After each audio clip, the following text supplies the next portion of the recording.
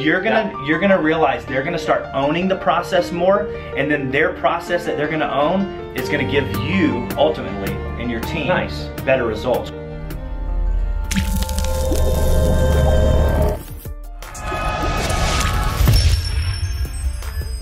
Well, g'day and welcome to this week's LeaderBite. Good day! Good day! With Mitchell, a professional musician. Thank you. Or a musician that's very professional. Just a musician. Anyway, Mitchell is a genius at his craft, and I wanted to capture some of his music earlier today, but as we were talking about the quality of his product, he said something and I went, oh, LeaderBite, we've got to get this on LeaderBite, and so out came the camera and here we are. Talk to them right now. In your field, you put out lots of great music, lots of great quality product, but you had a catchphrase that I was like, they need to hear this. Yeah, we all love product, we buy great products, and we all ultimately want to produce what? Great products, right? But at the end of the day, we work with humans, you know, we're all humans. And so what we want to do around here is we want to remind ourselves is who actually gives us product. And we've realized people give us product. And so what we have coined around here is we always like to say, people over product. Cool catchphrase. People over product.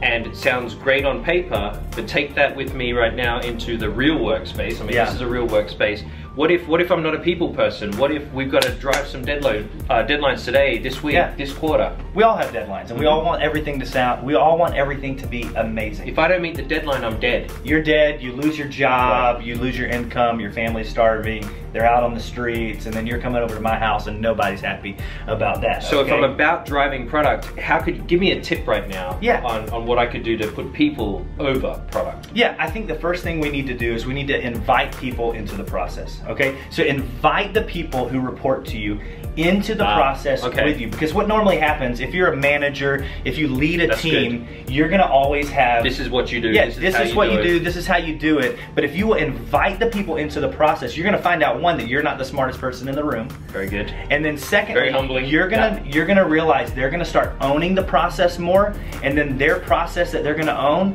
is gonna give you ultimately and your team better results, which means you prioritize people in the process, and your process has actually gotten better and given you a better product.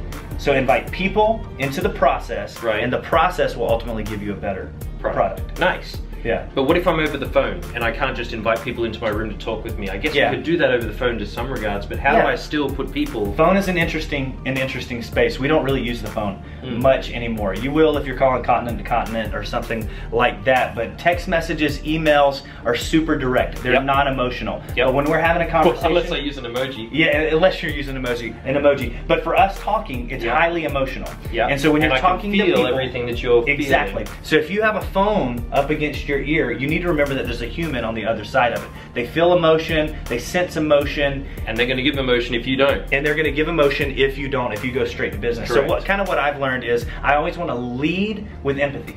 Ask a question first. Seek to understand where they're coming from, what's happened in their day. And again, that will help you as the manager be able to navigate the conversation to get those people into the process and to get you ultimately to a great product. And I think in great virtual teams too, that's with the importance of coming together, so you can put the dollars into the relationship bank account. So then if you do have the off day where you need to drive towards the product, you built that relationship first, so we know where we're coming from. Yeah, and it's a give and take. It's a you know, a deposit here and a cash out there. You're cashing out some on the deposits you've made in their life, and sometimes it's just gonna have to be like, hey, I need this ASAP. Get it done, But all the times you've invited them into the process, they trust. And all the times you have shown empathy, you've led with empathy, it's gonna buy you something with the people who work with you.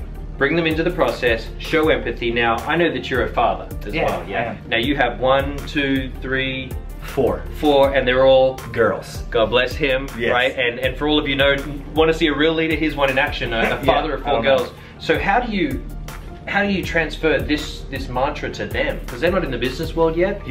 But how are you going to do that as a dad? It's interesting, because as a dad, you want your kids to be learn their boyfriend. You want them to be well behaved. You want them to make really wise decisions. With their bodies, with their resources, with their time at school. And so as a father or a parent, you have the ultimate highest expectations on your kids. Most definitely. And so what I have to do at home, I practice this at home all the time. I say, how are you doing? So you're modeling it at home. How do you feel? How was school today? Not How did you perform on the test? Show me the test results. Yeah. I can't believe you didn't get the A. I can't believe, why were you late? Again, Right. why were you late? So you lead again with the person and you always lead with the person. In fact, in our home, we invite our kids into the process of, what's bedtime like?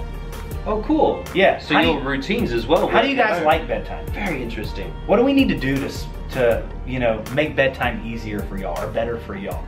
And all of a sudden you'll get a kid saying, man, if you would read to me before you put me in the bed, I would go to sleep easier. And you're like, People wait, over process. People over product. Over product. If you invite the people into the process, your process will become so great that your product is going to get way better at the end of the day. What a LeaderBite for this week. Here's Mr. Mitchell. Look him up online, buy his stuff on iTunes, and we'll see you next week. Cheers. Thanks, Mitchell. See you.